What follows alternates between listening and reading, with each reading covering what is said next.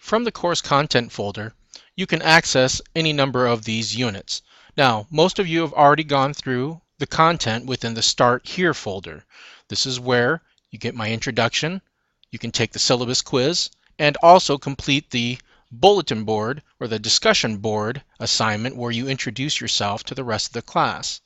Now, from course content, after you complete all the items in the Start Here content folder, you can move to the next unit, which is actually the course material for this course. So if I click on Descriptive Statistics, chapters 1, 2, and 3, you're going to see a structure that you will see in all the other units from here on out. Namely, there will be a content folder for reference materials, including the textbook and some review exercises, as well as other things like videos that I might see appropriate, that I may deem appropriate. There's also a discussion board that I'm including in each one of these units for frequently asked questions. If you have any concerns or questions about the homework or would like to see some additional materials worked out, either just in print or in a movie, this is where you would do that in that discussion board. And if you know the answer to a post that's been made on these FAQ discussion boards, please, feel free to chime in. At the very worst, you get it wrong and I have to correct you, but at least you're making that effort. People who actually do that, respond and answer other students' questions, I will certainly throw some extra credit their way. And then you'll have chapter content. So if I click on chapter 1, what you'll see is a structure very similar to all the other chapters. There'll be videos for you to watch. These are actual lecture videos. So if you're wondering if there's any type of lectures you can watch, they're right here. You just simply click on this and it'll open up in a new window the video of the lectures. And these are the videos that are presented to you by the publishers of the textbook. The videos are very concise. They're not very long, but they do cover a lot of detail in a very limited amount of time.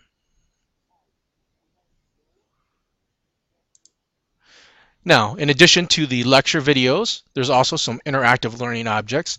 These are often at times either brief animations or activities for you to perform to help learn the material. Most of these are wholly optional. However, in some of the end of chapter discussions, we'll be referencing some of these interactive learning objects for you to perform and then publish your results. And then the one piece of information that many of you are wondering about are the homework. Now, for chapter 1 homework, if you click on the link, Do Homework, this will take you actually to My Stat Lab. Now, the first time you click on this, you should get prompted to input your student access code that you purchased from the bookstore with your book or by itself. However, I've heard some reports that people are getting through without having been prompted, and they reach this page. This is the homework for this course. Notice it's opened up in a separate window. You can click on the other tab to get back or click back here to do your homework. Now, you should notice that there are due dates for the homework, and for the first 3 chapters of homework, I've put the due date as February 2nd, but please don't wait until we get closer to February 2nd to try and do everything that's due that day. I guarantee you will struggle. Try to keep up with the pace of the course that I give you in the announcement sections or in the syllabus. Now, to do any of these homework assignments, you click on the assignment name. So if I click on 1.2, I see all of these homework problems. Now, you can take these problems in any order you want, but traditionally the problems get more and more difficult the higher you go. So let's start with question number 1. From here, I want you to observe that they present homework to you that are very similar to the textbook. Like in this case, this is really a vocabulary question. What is a voluntary response sample? And then they give you, in this case, multiple choices. Now, a lot of homework has different types of help available on the right side navigation. In this case, you can reference the textbook, which is the electronic copy of your textbook. You can access StatCrunch, which is statistical software later in the semester that will help you do some very, very complex calculations without the tediousness of having to crunch all the numbers yourself. You can also get tech help. You can ask your instructor. If you click this button, it will prompt you to input a message and it'll send an email to me. And then for other homework problems, you'll have the ability to see an example problem worked out for you, or there'll be another button here to help you solve the problem given to you. But in this case, for a voluntary response sample, when we look through the options, after you've done the reading, then you know that a voluntary response sample, let's see here, A, a sample in which the response of no opinion or not applicable are choices. B, a sample in which the sample size is very large. C, a sample in which the subjects themselves decide whether to be included in the study. Or D, a sample in which the researchers decide which subjects to include in the study. Well, if you've done the reading, then you know it's letter C.